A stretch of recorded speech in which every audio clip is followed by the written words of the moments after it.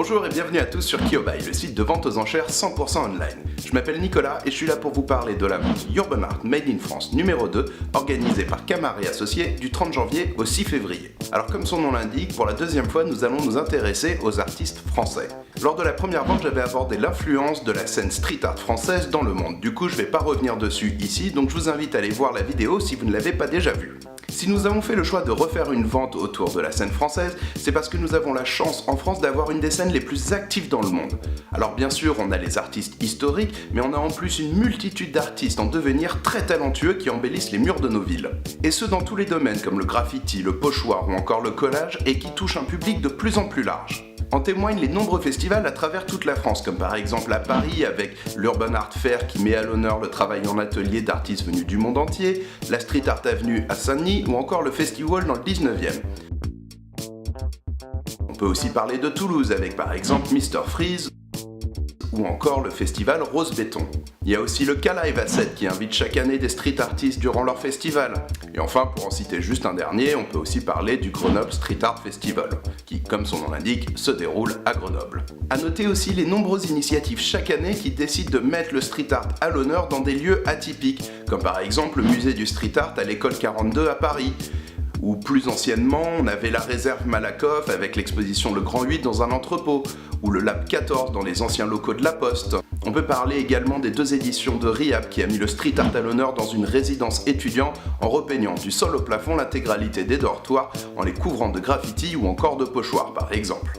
Et plus récemment dans un lieu, alors là pour le coup vraiment atypique où on s'attend pas à trouver du street art, le Belle Valette Festival qui le met à l'honneur dans un château abandonné.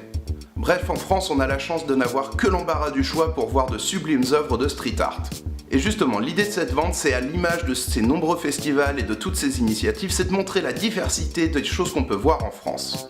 Pour représenter le graffiti par exemple, il y a cette sublime toile dans la vente de Cray 132 intitulée Sansa Eyes, entièrement réalisée à la bombe et qui était à l'image du travail de l'artiste très illustratif.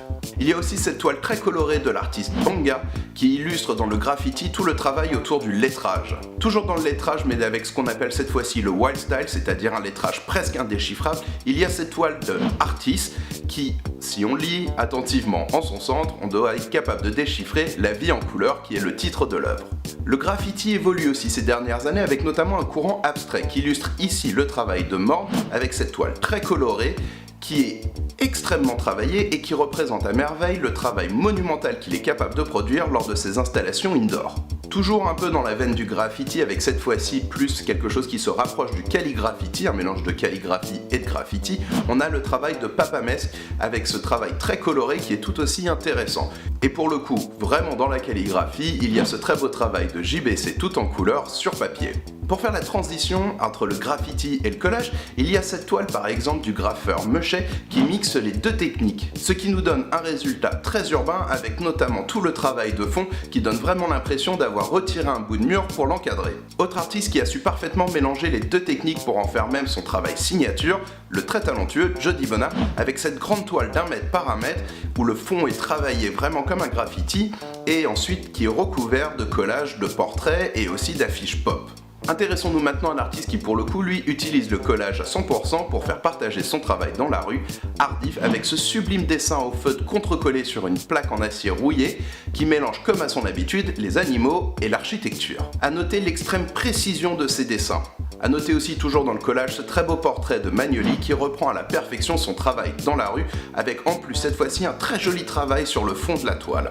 Autre technique mise en valeur dans la vente et bien représentée, le pochoir, avec notamment cette grande toile de l'artiste EZK intitulée Kunzmi au message percutant et qui reprend les 2 chiens emblématiques de l'artiste Jeff Koons d'un côté et Kissaring. Une œuvre à mon sens qui dénonce l'opposition entre 2 conceptions de l'art et qui d'ailleurs n'a jamais été autant d'actualité avec toute la polémique qui entoure l'œuvre offerte par Jeff Koons à la ville de Paris en mémoire des victimes des attentats de 2015. Dans un autre style, on a ce très beau travail de l'artiste Eugène Barricade sur bois reprenant le célèbre navigateur Vasco da Gama qui à mon sens est assez intéressante parce que le sujet diffère grandement de ce qu'il a l'habitude de travailler. Toujours dans le pochoir mais cette fois-ci dans ce qu'on appelle le photoréalisme, c'est-à-dire un pochoir extrêmement réaliste, on a ce très beau travail de l'artiste Pogo intitulé Freckles en 8 couches et 10 couleurs. Et encore une fois, comme à son habitude, il n'utilise qu'une seule nuance de couleur pour réaliser ses toiles. Enfin, dans un style plus épuré dans le pochoir, on a aussi cette très belle toile de l'artiste Yarps qui représente Marilyn Monroe et qui vaut aussi le détour. Toujours dans notre vente, mais cette fois-ci pour illustrer plus les interventions que réalisent les artistes dans la rue, on a cette très belle toile de l'artiste Grégos qui reprend ces célèbres sculptures de son visage qu'il pose partout en France et dans le monde. Il y a également cette très belle plaque métallique au message fort réalisée par Christophe Verdon qui est à l'image de son projet intitulé À côté de la plaque où il détourne les plaques des rues qu'il va ensuite coller dans les rues de nos villes. Encore une fois, il est impossible de tout montrer ici, mais pour finir, à noter ce très beau travail de l'artiste ECK du duo Frères d'Art sur panneau métallique. Et à mon humble avis, c'est un duo sur lequel il faudra garder un œil dans le futur, tant leur travail sort de l'ordinaire et est absolument sublime. Enfin, pour finir sur un côté un peu plus fun, il y a ces deux très belles œuvres avec d'un côté d'abord le crâne réalisé par Nubu et cette multitude de lignes très fines, et de l'autre côté ce portrait d'Hitchcock réalisé par King Bobo, qui sont toutes les deux phosphorescentes dans le noir pour un effet garanti dès qu'on éteint la lumière.